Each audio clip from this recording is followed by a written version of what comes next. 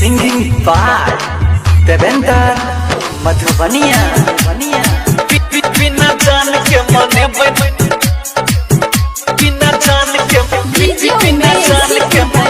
बिना जान के मने नया साल रे रे एले नया साल पूरा भेले हमर हाल हे रे यारबा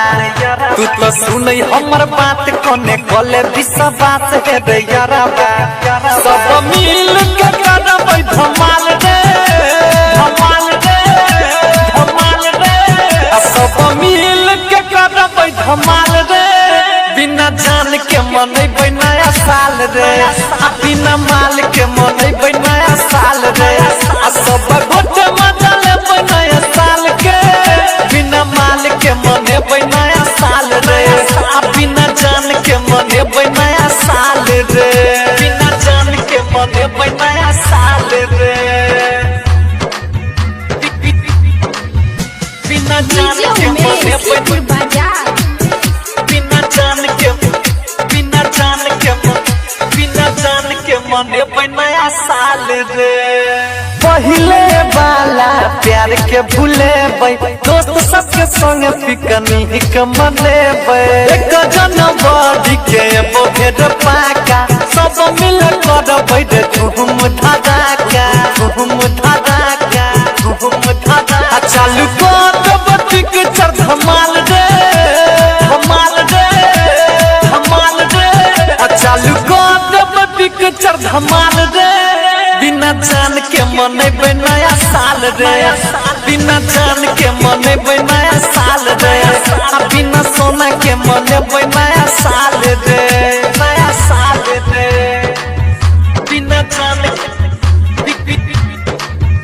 बिना जान के मनेबै बिना जान के बिना जान के बिना जान के मनेबै नया साल रे प्यार के छोड़ी सुने कल को गदा दादी आ कखनो ने टूटै मिता हमर तोहर यारी कहे छै बात सुन नित से रंजीत रे गायक देवेंद्र के बजाई एक गीत रे बजाई एक गीत रे बजाई एक गीत अब भरत पप्पू कहो करबै कमाल रे कमाल रे कमाल रे प्रकाश पप्पू कहो करबै धमाल रे बिना माल के मनेबै नया साल रे बिना जान के मनेबै नया साल रे बिना माल के मनेबै नया साल रे रे एले नया साल पूरा भेलै हमर हाल हे रे यारबा तू तो सुनै हमर बात कोने कोले विश्वास हे रे यारबा सब मिल के करबै धमाल रे